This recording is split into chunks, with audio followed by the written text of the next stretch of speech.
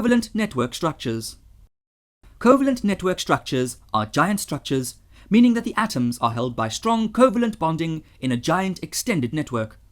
The difference between a covalent molecular structure and a covalent network structure is that in a covalent network structure there are millions of atoms that are covalently bonded. The structure is repetitive and extends all around in 3 dimensions. Diamond and graphite, both allotropes of carbon, are prime examples of these structures. This is in contrast to Buckminster fullerene, a form of carbon which has a covalent molecular structure, C60.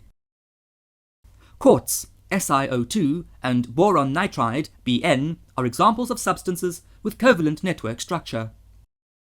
In diamond, each carbon atom shares electrons with 4 other carbon atoms and forms 4 single bonds.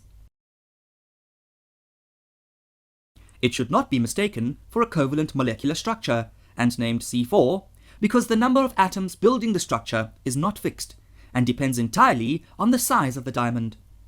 The compact tetrahedral arrangement of the carbon atoms in the structure, called a lattice, makes diamond a very hard substance. It is used industrially for precision cutting operations. In graphite, each carbon atom bonds covalently to 3 other atoms in the same plane.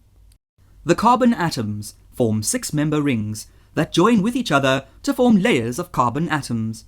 Yet, carbon needs to bond with 4 carbon atoms because it has 4 unpaired valence electrons. Note that this visualization only shows the structural arrangement of atoms and not the bonding.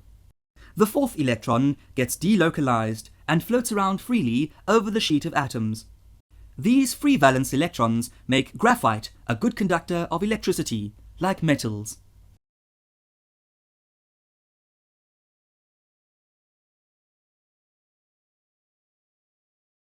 The larger separation between different layers makes graphite a soft substance. Both graphite and diamond are allotropes of carbon. Hence, their empirical formula is C.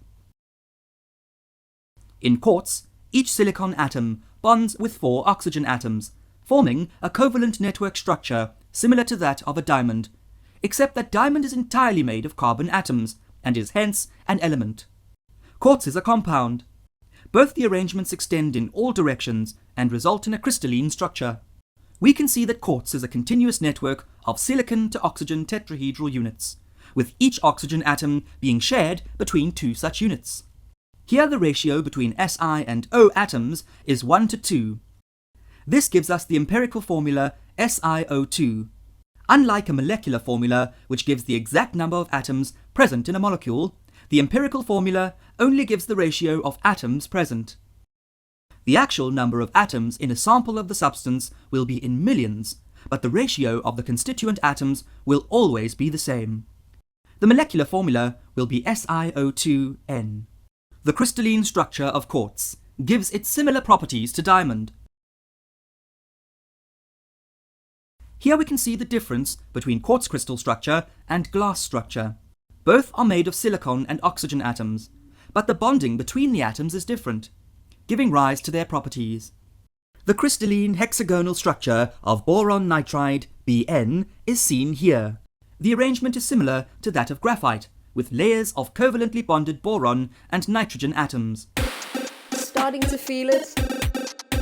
Now go master it with Maskitv.